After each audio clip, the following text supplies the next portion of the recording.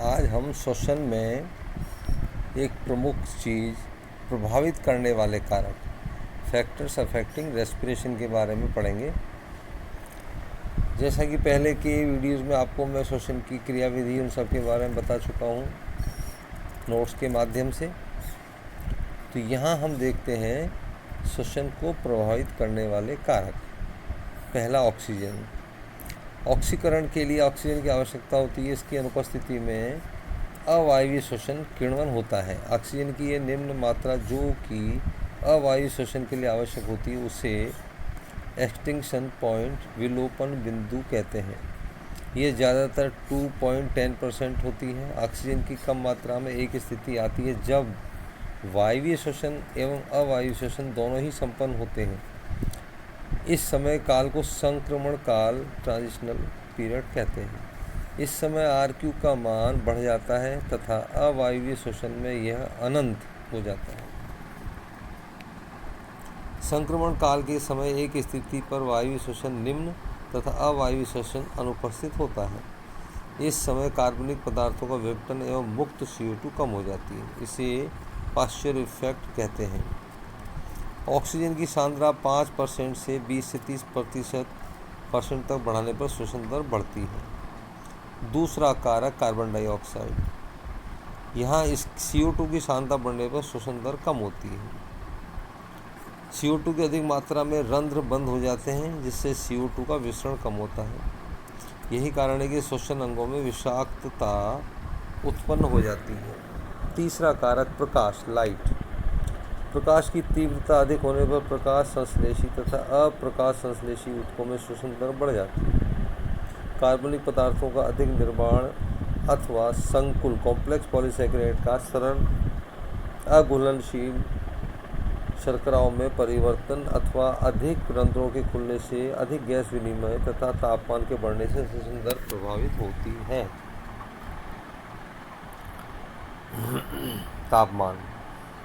उष्णकटिबंधीय क्षेत्रों में 0 डिग्री सेंटीग्रेड पर श्वसन नगण्य होता है तथा 40 से 55 डिग्री सेंटीग्रेड कोशिका द्रव का स्कंदन, कोगुलेशन हो जाता है जिससे पादप की मृत्यु हो जाती है। परंतु अधिक ताप प्रिय थर्मोफिलिक पादप उच्च तापमान को सहन कर सकते हैं।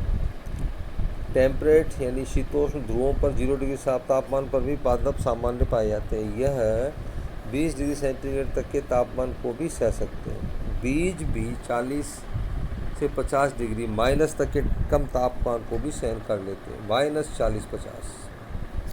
ट्रॉपिकल क्षेत्रों में पादपों के लिए अनुकूलतम तापमान 20 से 30 डिग्री सेंटीग्रेड तथा शीतोष्ण क्षेत्र के पादपों के लिए ये तापमान 10 डिग्री होता है।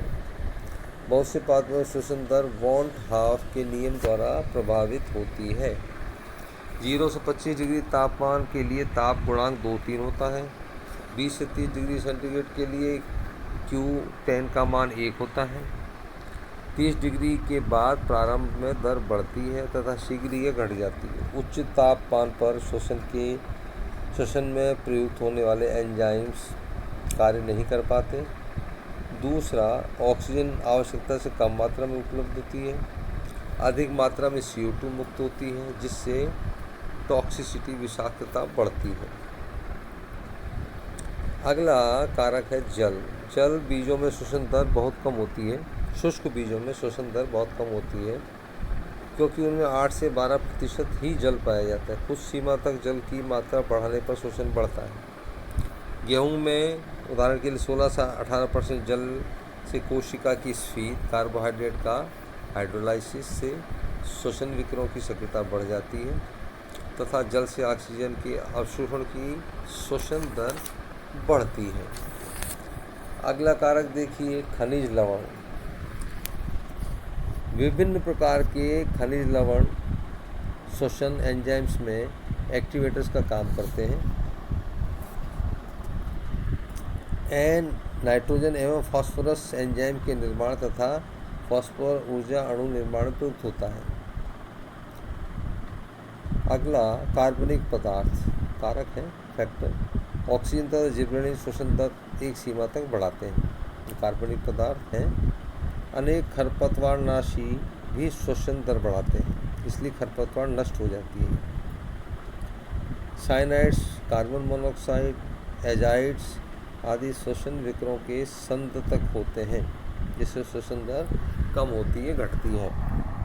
अगला कारक है श्वसनाधार, रेस्पिरेटरी सब्सट्रेट। सामान्यतः श्वसनाधार एवं श्वसन के रेखीय संबंध होता है।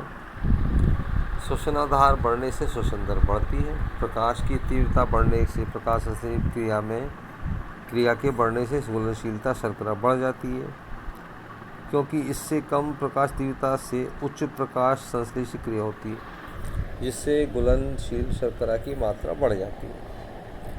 अगला बिंदु है आयु। तरुण कोशिकाओं में परिपक्व कोशिकाओं की तुलना में श्वसन दर अधिक होती है। अंकुरण के समय श्वसन दर अधिक होती है। यह कायिक कोशिकाओं के कम, पुष्पन के समय यानी फ्लावरिंग के समय अधिक और फल के परिपक्व होने के समय और अधिक होती है। जब श्वसन दर अधिक होती है तब इस प्रकार के फलों को क्लाइमेटिक फ्रूट्स कहते हैं। इस समय एथिलीन मुक्त होती है। अंतिम कारक जीवद्रव्य स्थिति, प्रोटोप्लाज्मिक फैक्टर। विभजित कोशिकाओं का जीवद्रव्य बहुत ही सक्रिय होता है। इसमें श्वसन दर उच्च होती है, परंतु पकी हुई परिपक्व कोशिका में जीवद्रव्य कम सक्रिय होता है, इसलिए यह श्वसन दर कम होती है। सुषुप्त अवस्था की कोशिका श्वसन दर और भी कम अवस्था में पाई जाती है। तो ये हमने देखे कुल 9-10 प्रकार के कारक जो श्वसन की क्रिया को प्रभावित करते हैं, यानी कि वो कारक जो श्वसन क्रिया को कम या ज़्यादा करते हैं। Thank you.